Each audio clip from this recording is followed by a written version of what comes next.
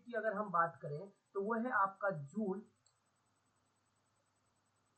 अगर हम CGS unit की बात करें तो वो है हमारा कैलोरी, और अगर मैं यूएस कस्टमरी यूनिट की बात करूं तो वो है आपका बीटीयू।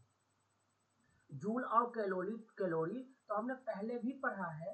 बीटीयू एक हमारे पास एक नया यूनिट आया है जो कि एचवीएसी फील्ड में यूज होता है। तो थोड़ा हम पहले बात करते हैं कि जूल होता क्या है। अगर कोई हमसे बोलता है कि जूल को डिफाइन कीजिए तो जूल को हम कैसे डिफाइन करेंगे।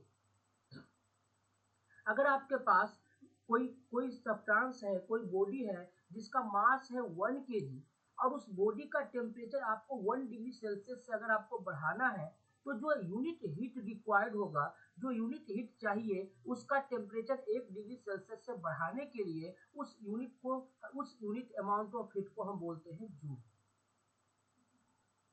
कैलोरी क्या होता है? अगर आपके पास कोई वाटर है, वाटर का 1 ग्राम अगर आपके पास सब्सटेंस है, तो वाटर के 1 ग्राम मास को अगर आप टेम्परेचर 1 डिग्री फ़ारेनहाइट से बढ़ाना चाहते हैं, तो जो यूनिट हीट रिक्वायर्ड होगा, उस यूनिट हीट को हम बोलते हैं कैलोरी। तीसरा जो यूनिट की हमने बात की वो था बीटीयू। बीटीयू क्या होता है? British thermal unit.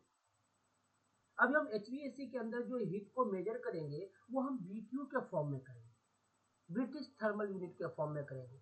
तो बीटीयू क्या होता है? अगर आपके पास 1 पाउंड ऑफ वाटर है और उसका टेम्परेचर आप 1 डिग्री फ़ारेनहाइट से बढ़ाना चाहते हैं, तो जो यूनिट हीट रिक्वायर्ड होता है उस एक पाउंड वाटर के टेम्परेचर को 1 डिग्री फ़ारेनहाइट से बढ़ाने के लिए उस यूनिट अमाउंट ऑफ हीट को हम बोलते हैं बीटीयू। अगर मैं यूनिट कन्वर्जन की बात करूं तो 1 BTU is equal to 1055 joule, 1 calorie is equal to 4.186 joule, and 1 kilojoule is equal to